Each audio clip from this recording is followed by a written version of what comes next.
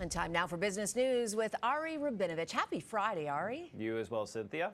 All right, Canadians are keeping a close eye on their spending these days. Life is so expensive, and that's never good news for retailers, Ari. Absolutely. Just like we were talking about with the price for the average rent and how 1 in 5 Torontonians are spending more than half their income on their rent alone. Well, it's starting to seem like there's actually the case for retail sales as well, that people just don't have enough disposable income to really spend on those other purchases.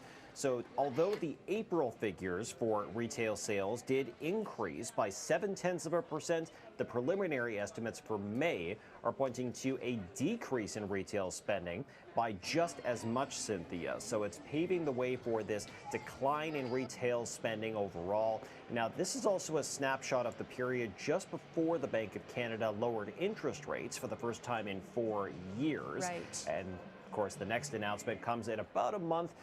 So we'll see what the May and June figures actually show. They're expecting it's also going to be more declines. Okay, now let's turn to popcorn, because who doesn't love popcorn? And it's a big part of going to the movies, especially I like the extra butter. How about you? Absolutely. All right. Bring it on. Bring it on. Netflix is trying to bring that same thing to the small screen. Tell us more. Yeah, so it looks like I'm not sure when this is going to be seen on Canadian store shelves, but you have to imagine it's going to be very soon. It's going to be starting in the U.S. as well, and it's pretty much inevitable now that Netflix is already in the streaming film and TV games and gaming itself while we're at it. But yeah, popcorn, why not? Get on board, Netflix. They are. So they're teaming up with Indiana Popcorn, a U.S. company, obviously, and they're going to have 2 flavors to start, one of which is Cult Classic Cheddar, and the other Swoon-Worthy Cinnamon. Both sound pretty good. And I guess it's unclear when it's going to be on store shelves in Canada, but if you keep checking, I'm sure it's going to be there pretty soon.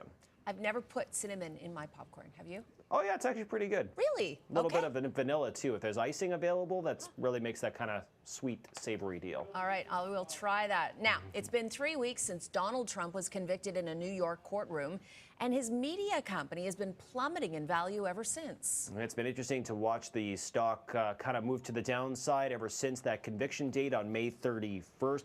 So we're talking about the parent company of his social media platform, Truth Social. The company is known as Trump Media and Technology Group. So in the time period from May 31st, when former U.S. President Donald Trump was convicted on those 34 charges of falsifying business records, the stock has fallen almost 50%, including 20% just this week. And his net worth is closely tied to the company with a 65% stake.